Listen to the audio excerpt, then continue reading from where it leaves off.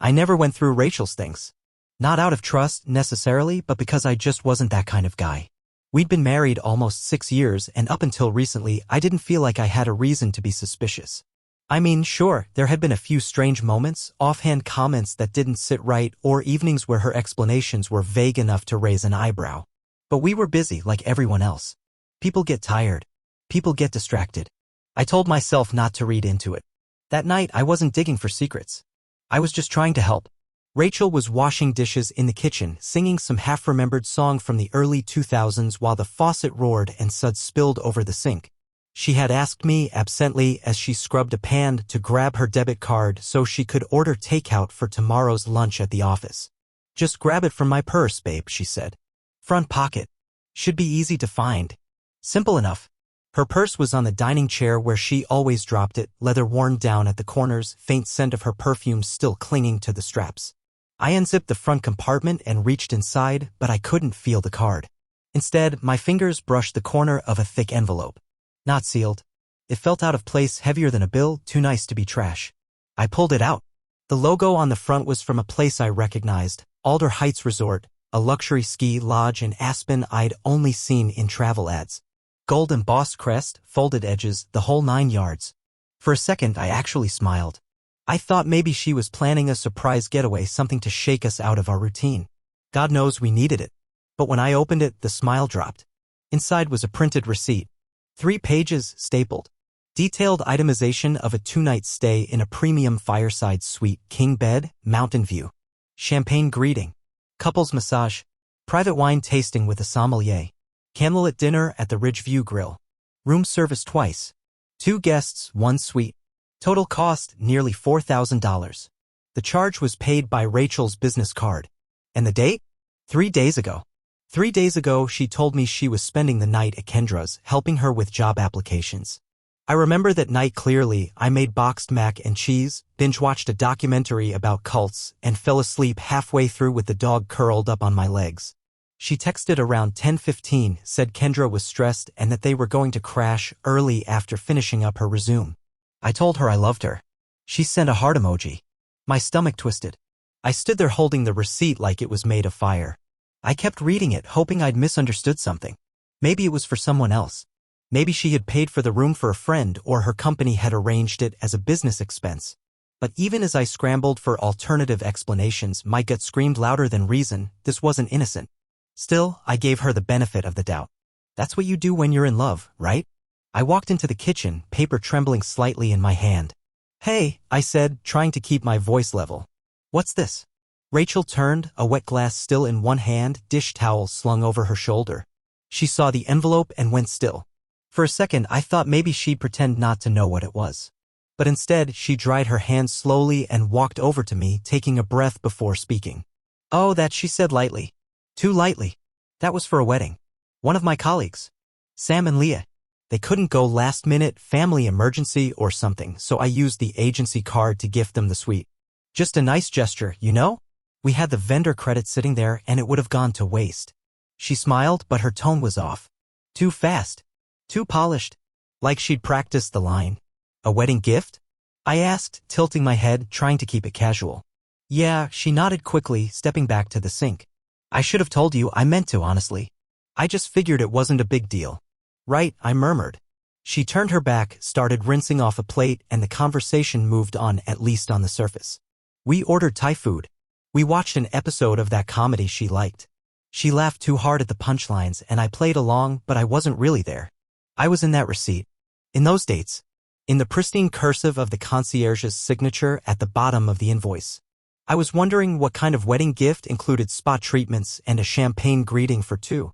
It wasn't that she lied, necessarily. It was the way she said it. Too smooth. Too easy. And for the first time in a long time, I felt like I was looking at a stranger, one who wore my wife's face and spoke with her voice. After she went to bed, I stayed on the couch. Told her I was catching up on emails. Really, I was just sitting in the dark, turning everything over in my head like puzzle pieces that suddenly didn't fit anymore. The worst part wasn't the receipt itself. It was the way something inside me shifted the moment I held it. Like a quiet realization whispering in the back of my skull. "Something's not right here. You've been asleep at the wheel." I looked around at the house we'd built together. Framed photos from our honeymoon in Italy. A bookshelf filled with novels she said she'd finish someday. The coffee mug with a crack down the side that she refused to throw out, and everything suddenly felt staged. Like a set someone forgot to strike. Like the life we had was still technically standing, but hollowed out on the inside. I didn't confront her again that night. Didn't ask any more questions. But from that moment on, I started paying closer attention. Not because I wanted to catch her doing something wrong, but because I already knew. Some part of me, the quiet part I'd ignored for months, had finally spoken. And now that it had, I couldn't unhear it. It's strange how once you start seeing something, really seeing it, you realize it's been staring you in the face the entire time. After I found that receipt, everything changed.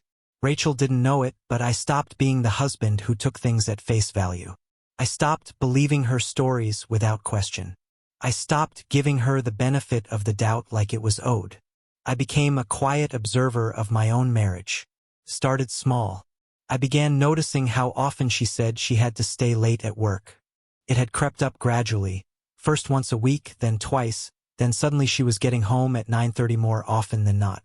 At first, she'd bring leftovers from office parties or talk about a new client she was pitching. Lately, though, there were no leftovers. No new clients. Just long hours and vague descriptions. One Thursday, she came in after 10, hair still freshly curled, smelling like that new perfume she started wearing last month. Something floral, sharp.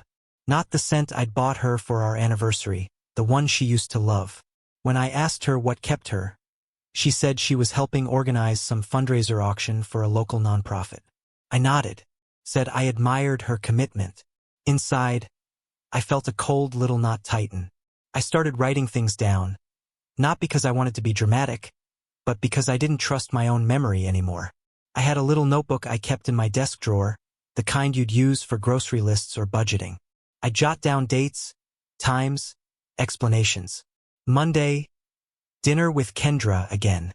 Friday, late work drinks. Said she'd be home by 11. Came back at 12:48 a.m.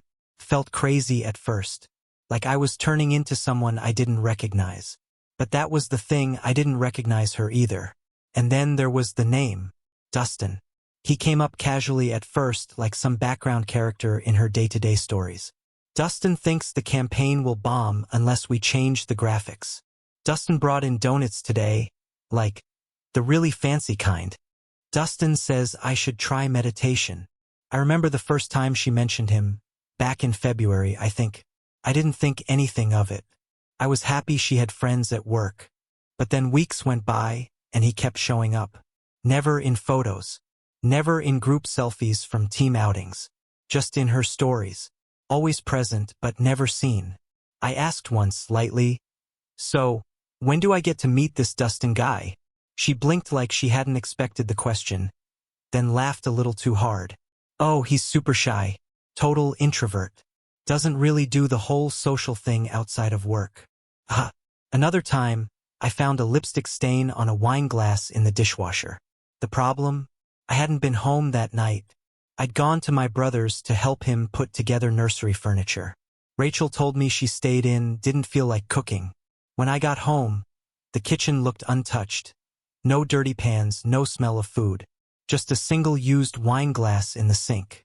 "Just needed to decompress," she said when I asked. "Watched a rom-com, had a glass, passed out." It sounded plausible, but I knew her tells. The way she touched her neck when she lied. The slight uptick in pitch. The too casual way she shrugged things off. I knew her rhythms, and suddenly they all felt offbeat. Once, I reached over in bed and brushed her back. Just a soft touch. And she flinched just barely, but enough that I noticed. A quick jerk of the shoulder, like my hand was a cold wind she hadn't expected. She rolled over and smiled, kissed my cheek, whispered she was just half asleep. But the moment stuck with me. We used to be affectionate. Not the PDA in public kind, but the real kind. Forehead kisses, hand squeezes at stoplights, random hugs while brushing our teeth. Now the touches felt robotic, like she was checking boxes rather than feeling anything. She changed her lock screen too.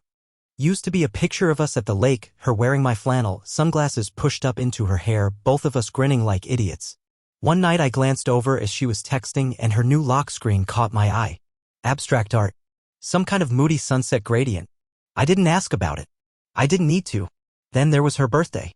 She said she wanted something low-key. No party, no dinner, just a quiet night at home. I took her at her word and made her favorite rigatoni with vodka sauce and grilled asparagus. Got her a bottle of Malbec from that vineyard we visited on our second anniversary. She smiled, thanked me, and said she was tired. By 9:30, she was upstairs, scrolling her phone, saying she had an early meeting. The next morning, I saw a notification flash on her phone. A Venmo payment. Dinner at Montreux wine glass with 3 wine glass emojis. The timestamp was 11:42 p.m. I knew she had a passcode on her phone. I never tried to guess it. Never tried to get in. I didn't need to. That message told me everything. We had a talk that night. Or maybe it was more like a test. I asked her real gentle if she felt like we were drifting. I didn't even mention the Venmo notification. Just tried to open the door a little. She stared at me, her expression unreadable. What are you talking about? Everything's fine. You sure?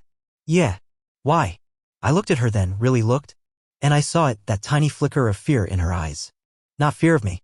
Fear of being found out. She covered it fast, smiled, reached for my hand. We're just in a rut, babe. Happens to everyone. I nodded. Played along. But the knot in my chest got tighter. The next few days passed in a fog. Rachel went on like everything was normal. Same routines. Same smiles. But I was unraveling. Every moment I wasn't with her, I was playing back memories, rewinding moments from the last 6 months, the last year, trying to pinpoint when I lost her. Trying to find where the real Rachel stopped and the version in front of me began. I found myself looking through old pictures on my phone. Us at the lake. Her asleep on the couch with our dog on her chest. A video of her dancing in the kitchen with a wooden spoon. I watched it again and again. I don't know why. Maybe I was trying to convince myself that she was still in there somewhere. Or maybe I just wanted to remember what it felt like to be sure. One afternoon I came home early from work. Said I wasn't feeling well. Rachel wasn't expecting me. I walked in quietly, didn't announce myself. The house was silent, but I heard faint laughter, hers from upstairs. I crept up the steps, heart pounding, and paused outside the bedroom door. Her voice filtered through, soft but animated. Yeah, no, I told him I'd be home late again.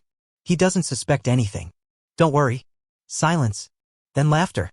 I backed away before I could hear more. My legs felt like rubber. I walked straight back out of the house, drove around for 2 hours, parked in a grocery store lot, and just sat there staring at nothing. That night, she said she was going to Kendra's again. I said nothing. Just nodded, kissed her on the forehead, and said, drive safe. She smiled and said she'd be back late. And I knew. I knew in my bones that whatever life I thought I had wasn't mine anymore. There's a moment when suspicion hardens into certainty. Not hope. Not fear. Just a cold, quiet shift. I think mine came the night Rachel told me again that she was helping Kendra prep for a big interview. It was the 4th time she'd used that line in 3 weeks. Same phrasing, same little shoulder pat before she left, same slightly overdressed look for what was supposedly a casual girls' night. That night, as I watched her tail lights disappear down our street, I didn't feel sad. I didn't even feel angry. I just felt done. Done wondering. Done rationalizing. Done rewriting the facts to protect myself from the truth I already knew. That's when I called Joel. Joel wasn't exactly a friend. More like a relic from my 20s, someone I used to play pickup basketball with before marriages and jobs and adulthood got in the way. He was a private investigator now. Had an office above a pawn shop and everything. The kind of guy who carried 2 phones and never asked unnecessary questions. I hadn't spoken to him in years. But when I explained, he didn't hesitate. Say no more, Joel said, his voice low and steady. Give me her schedule, routines, car details. Let me work. I didn't tell Rachel anything. Just acted normal. Smiled. Nodded. Ate dinner while she scrolled Instagram. I'd spent so long trying to fix something I didn't break, trying to salvage what I thought was slipping. But I wasn't chasing shadows anymore, I was hunting facts. Joel didn't waste time. By the 4th day he called me. Said he had something I needed to see. We met at a greasy little diner halfway between our neighborhoods. He slid into the booth across from me and dropped a manila envelope on the table. No ceremony. No warm-up. Just the truth, sitting there like a live grenade. I don't sugarcoat, he said. You sure you want this? I nodded. He opened the envelope and fanned out a series of printed photographs like poker cards. Each one landed with a quiet slap against the formica. I stared at the first, then the second. By the third, I stopped breathing. Rachel, in her navy trench coat and black boots, stepping out of her car, smiling. A man, tall, dark hair, lean build, was waiting by the entrance of an upscale apartment complex on the other side of town. I didn't recognize him, but I didn't need to. I knew who he was. Dustin. They hugged. Not a polite coworker hug. Not the kind of greeting you give a friend. It was longer. Her face was buried in his shoulder. His hand lingered on her waist. They didn't say much, just smiled at each other like people who didn't need to talk to be understood. Another photo. Rachel carrying a paper bag of groceries. A bottle of wine poking out the top. Dustin unlocking the door. Another, the two of them entering the building. No hesitation. No looking over their shoulders. Like this was routine. Another, their cars parked side by side in the private garage. They were inside for over 8 hours, Joel said, sipping his coffee. Lights off by 10. Came out around 6 in the morning. She left first. I looked at the timestamps. They matched exactly the hours she claimed she was with Kendra. There were more photos, different days, same story. Different outfits, same patterns. Parking lot greetings, shared takeout bags, arms brushing, one sh*t of her laughing as he touched the small of her back. Joel slid me a flash drive. Surveillance footage. From the building's security cams. Nothing too graphic, but enough. Audio spotty, but the images speak for themselves. I didn't cry. I didn't punch the table. I just stared at the pictures like they were mug**ts of a stranger who looked like my wife. You want me to keep digging? He asked. Could get you names, addresses, timelines. Hell, I can track phone records if you want to go nuclear. I shook my head. No. This is enough. I paid for a coffee and walked out into the parking lot, the envelope clutched under my arm like evidence in a trial I didn't remember being summoned to. That night, Rachel came home around 7:30. Said the interview prep had gone great and that Kendra was feeling much more confident. She kissed me on the cheek, made a grilled cheese, and sat on the couch watching home renovation videos on YouTube like nothing had changed. But everything had changed. I watched her as if from behind glass. Her gestures. Her small talk. Her fake laughter at a corny bathroom remodel joke. It was all a performance now, one I'd seen from behind the curtain. The illusion was broken. And in its place was a woman I no longer understood. That weekend, we went to brunch with friends. Rachel wore a pale green dress I used to love. She smiled, told funny stories, reached for my hand across the table. I played my part. Laughed at the right times. Nodded. Squeezed her hand back. Our friends left saying how lucky we were. You two are solid, someone said, like unshakable. I nodded and thanked them because what else could I do? Tell them my wife was living a second life down the freeway? Monday morning, I made copies of the photos and put them in a sealed folder marked Rachel, Private. I locked them in my desk drawer. I wasn't ready yet. I didn't want confrontation, I wanted escape. But even as I tried to maintain the illusion, little things kept slipping. She started locking her phone with a passcode she wouldn't share. Her smartwatch would buzz with messages she never answered near me. I'd hear her laugh in the shower, soft, almost flirty, and the sound made me nauseous. One night, I woke up and found her gone. The bed cold. I walked downstairs and saw her sitting in the dark, phone in hand, eyes lit by the screen. You okay? I asked. She jumped. Yeah. Just couldn't sleep. You texting Kendra? She paused too long. No, just scrolling. I nodded and went back upstairs. But the air felt heavier. A few days later, I logged into our shared calendar to check a reminder for our insurance renewal. I noticed she deleted an entry, team offsite all day. Gone. No explanation. I checked the date. It aligned perfectly with one of Joel's photos. The walls of our life were paper thin. And behind them, the rot had been growing for months. Still, I waited. I don't know why. Maybe I hoped she'd confess. Maybe I wanted to give her a chance to be honest, just once. Or maybe I wanted to watch her lie to my face again, just to confirm what I already knew, that the woman sitting across from me every night wasn't my wife anymore. Just a ghost wearing her skin. The next time she left for a team dinner, I watched her drive away, then sat in silence for an hour, listening to the hum of the refrigerator and the soft ticking of the wall clock. When I went to bed, I laid on my side, staring at the shadows on the ceiling. I didn't cry. I didn't even feel heartbroken anymore. Just hollow. Just finished. And that's when I decided. Not to confront her. Not to fight. But to disappear. I didn't pack in a panic. I didn't throw things in a suitcase like some dramatic movie scene. It was calm, deliberate, quiet. 2 days after Joel handed me the proof, I took a half day from work. Told my boss I had a family matter to attend to. That part, at least, wasn't a lie. I drove home, turned off my phone, and stood in the middle of our bedroom for a long time, listening to the dull hum of the air conditioner and the occasional passing car outside the window. Then I opened the closet and got to work. I didn't take everything. That would have been a giveaway. I took the essentials: jeans, shirts, my running shoes, a few books, my shaving kit. I packed it all into a single black duffel bag, the same one I used to take to the gym. It didn't feel like escape gear. It just felt efficient. I left behind the watch she gave me on our anniversary, the coffee mug with "World's Okayest Husband" in chipped lettering, the framed photo of us at the beach, her in a sundress, me with a goofy sunburn. I didn't want any of it. Not anymore. Before I zipped the bag closed, I paused. Thought about writing a letter. Something short, final, clean. But I didn't. What could I say that wouldn't feel like I was begging for her attention, even in goodbye? The truth already existed. She just hadn't looked for it. Or worse, she had and didn't care. I opened our joint savings account on my laptop. We always kept it equal, marriage math, we called it. Whatever went in got halved. I transferred my half to a new account I'd opened the day before under just my name. Not out of spite, but fairness. I didn't touch a penny more than what was mine. She'd have enough. I left the rest untouched. By 3:30 p.m. I was on the highway. I didn't have a grand plan. No new apartment lined up. No destination marked on a map with a red X. I just drove west, away from the city, the house, the neighborhood filled with people who smiled at us in the grocery store, thinking we were still the happy couple who brought homemade cupcakes to the block party. I landed in a quiet little town about 2 hours away, nestled near the foothills. It wasn't a fresh start so much as a holding pattern. A place to think. To breathe. I found a month-to-month rental, an upstairs unit above a bakery that smelled like cinnamon and fresh bread every morning. The walls were thin, the radiator wheezed like an asthmatic dragon, and the windows leaked cold air at night. But it was mine. No reminders of her. No pretending. The first night, I sat on the floor of that tiny apartment with a frozen pizza and a half-warm beer and felt nothing. Not grief. Not rage. Just space. Empty, unfamiliar space where our life used to be. I didn't call anyone. I didn't update my status.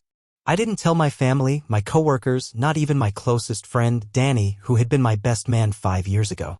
I didn't want comfort. I wanted distance. I watched it unfold from the outside in slow motion. The texts started coming in around day 3. First from Rachel. "Hey, where are you? Are you okay?" Followed by, "Can you call me? I'm getting worried." Then silence. Then more. By day 5, my phone had almost 20 missed calls. Her sister, even her mom, who never liked me much but now suddenly seemed concerned. I turned the phone off.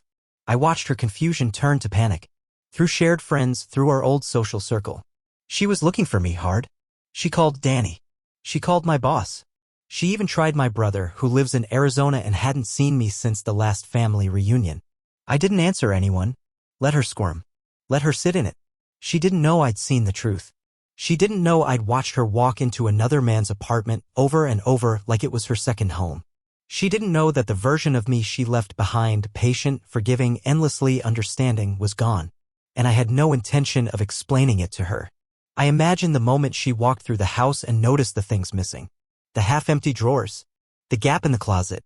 The toothbrush gone from the holder. No note. No trace. Maybe she'd panic. Maybe she'd call Dustin. Maybe she'd cry or scream or sit down on the edge of the bed and realize she hadn't just broken something, she'd shattered it. Maybe she'd feel nothing at all. I didn't care. What surprised me wasn't how easy it was to leave. It was how quiet the absence felt once I did. You spend so much time building a life with someone, you think that severing it will come with thunderclaps, lightning, dramatic confrontations. But mine came in silence. In the sound of tires on asphalt and a hotel room TV set too low. In the way I stopped checking my watch at 6:45 every evening, waiting for the garage door to open. I got a prepaid phone. New number. New email. I called my landlord from it. Set up utilities. A week later, I applied for a job at a local repair shop. Nothing fancy. Just honest work with grease on my hands and coworkers who didn't ask questions. I told them my name was Ben. They didn't ask for more. I started to sleep again. Not well, not deeply, but without the nightmares of her voice echoing in my head. Without the flicker of her perfume drifting through our bedroom long after she'd gone to see him. A week passed. Then another. Then 10 days. I started to feel like I was underwater, but in a good way. Like all the noise had dulled. I stopped refreshing my inbox. I stopped wondering what she was doing, who she was with, if she was piecing it together. I didn't want closure. I wanted escape. And I had it. But what I didn't expect, what caught me completely off guard, was how much the silence started to heal me. Not all at once. Not like flipping a switch. But in pieces. A walk down a quiet trail near my new place. A moment sitting in a cafe where no one knew me. The first time I smiled at something dumb, a dog wearing a raincoat splashing through puddles, and didn't feel guilty about it. I hadn't known how heavy it had all become. I hadn't realized how much pretending weighed. I still carried it, of course. The memory. The ache. The betrayal. But it wasn't the same anymore. It was starting to fade slowly into the past tense. She was calling everyone now. People I hadn't talked to in years. Asking questions. Sounding worried. Sounding desperate. I even heard, through a cousin, that she called my old college roommate and left a message just in case. She thought something bad had happened. And in a way, it had. Her version of me had died. The one who forgave too easily. Who believed too quickly. Who waited at the window for her to come home while she poured wine in someone else's kitchen. That man was gone. And I wasn't coming back. I didn't expect to hear about Rachel again, not so soon anyway. I thought I'd left that world behind, left her spinning in silence while I rebuilt something for myself in a quieter town. But information has a way of traveling, especially when someone starts unraveling publicly. It started with a message from Danny, one of the few people I trusted enough to speak to again. I hadn't told him where I was, just that I was safe, that I needed space, and not to share anything if Rachel came asking. He respected that. But when he called one afternoon, there was a heaviness in his voice I hadn't heard before. "Thought you should know," he said. "She's not doing great." I didn't answer. Just waited. "She's been calling everyone. Even my sister, man. She showed up at your parents' place 2 nights ago, crying, asking if they'd seen you. They didn't let her in." I closed my eyes. "She say why?" "No. But I think she's starting to realize you didn't just walk out, you left." I nodded, more to myself than him. I hung up not long after, thanked him for the update, and went on with my day. But his words lingered. I didn't feel triumph. I didn't feel pity. I felt removed. Like I was watching someone else's life fall apart. Later that week, a message from Joel popped up on my burner phone. Just one line. "Thought you'd want to know, Dustin's gone. Packed up, moved out. Quiet exit." I didn't reply. Didn't need to. But I sat there for a while, staring at the screen like it might offer some kind of revelation. Dustin had vanished. Whether he ran when things got messy or he never intended to stay long, I didn't know. But I could picture it the moment Rachel realized her shiny secret life had cracks she couldn't patch. The affair had been her escape hatch, her fantasy land, but fantasy collapses fast when the stakes become real. The people around her started noticing too. At first, it was subtle, friends pulling back, coworkers replying to emails with colder tones, less urgency, less warmth. Her reputation at the agency took a hit. There was talk. Nothing direct, nothing in writing, but it was enough. Enough for clients to request other reps. Enough for her manager to restructure the accounts she once led. Enough for the Friday wind-down invites to stop coming. Kendra, the one she always used as a cover, quietly cut ties. Deleted old photos. Unfollowed her on social media. I heard it all secondhand through the strange grapevine that forms when your disappearance becomes gossip. My name wasn't always mentioned, but people put 2 and 2 together. They saw the change in her. They whispered. Her mask had slipped, and once people start questioning the story, they never really stop. One night, I sat on the floor of my apartment. Lights off, rain tapping against the window, and scrolled through a dummy Instagram account I used to keep tabs on the world I'd left. I'd unfollowed everyone when I disappeared, but I could still search. Rachel's page had changed. The once meticulously curated grid of smiling selfies, brunch snaps *TS, and office event photos had turned sparse. The likes were fewer, the comments thinner. Her captions got shorter, more forced. One photo showed her at home, wine glass in hand, her smile tight, her eyes dull. The comments were polite, but the tone had shifted. She looked tired. 2 weeks later, she deleted the account entirely. Through another friend, someone who didn't know I was listening, I heard she'd sold the house. Our house. The one with the white trim and the lilac bushes she used to fuss over in spring. The one with the creaky floorboard in the hallway we always swore we'd fix but never did. She moved into a studio apartment near downtown. Smaller, cheaper, a stopgap, someone called it. She gave the cat away. That part hit me harder than I expected. It wasn't about the cat, really. It was about what that meant. She used to call him our baby. She'd knit him a Christmas sweater once. For God's sake. Giving him away meant she couldn't afford it. Or she couldn't emotionally manage it. Either way, it was telling. Her car, a cherry red hybrid she'd leased just before everything fell apart, was gone too. Repossessed, according to someone who saw it getting towed from the agency parking lot. One mistake, I thought. That's all it takes sometimes. One lie too many. One thread pulled too hard. And the whole damn thing comes apart. But in her case, it wasn't just one. It was the pattern, the deception, the quiet erosion of everything real until all she had left were performances and props. And even those started slipping away. And the worst part? I wasn't surprised. I didn't cheer. I didn't feel vindicated. But I wasn't surprised. Because Rachel had built her life like a stage set. Beautiful on the surface, polished and impressive. But behind it was hollow scaffolding. No foundation. No truth. You can get away with that for a while. But eventually the curtain falls. Her job, what was left of it, hung by a thread. I heard from a former colleague that she was passed over for promotion. Again. Quietly. Without fanfare. The email said something about directional shifts in leadership. Which is corporate for, we don't trust you anymore. Someone mentioned seeing her leaving the office in tears. Another said she'd been spotted arguing on the phone outside a cafe, gesturing wildly, voice raised. Some assumed it was about work. Some guessed it was a new guy, maybe an attempt to fill the void Dustin left behind. Me? I didn't care. The story was hers to explain, if she ever could. But from where I stood, watching from the periphery, it was clear. Rachel was collapsing. Not because I left. Not because I took half the savings or vanished without warning. But because she had hollowed herself out trying to live two lives. You can juggle for a while. But eventually, something hits the floor. I thought I'd feel something more. Anger. Justice. Even the satisfaction of seeing the one who hurt you fall from grace. But all I felt was distance. Like she existed on a different planet now. A version of the past I'd already buried. I started sleeping better. Eating better. Laughing even. Not loud or often. But enough. Enough to know I was healing. She, meanwhile, had vanished from most of the digital world. No posts.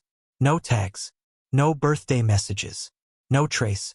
I imagined her walking through that little studio apartment at night. Lights dim. Wine bottle on the counter. Silence pressing against the walls. And wondering if she could undo any of it. But there are some things you can't unwind. Trust is one of them. You can patch the drywall. Repaint the room. Change the locks. But the crack still runs through the foundation. And Rachel? She built her life on top of it. Now I was building mine somewhere else. Quietly. Slowly. But solid. And with every piece of news that drifted back to me. From friends. From Joel. From the world we both used to share. I realized something I hadn't allowed myself to before. She wasn't chasing me.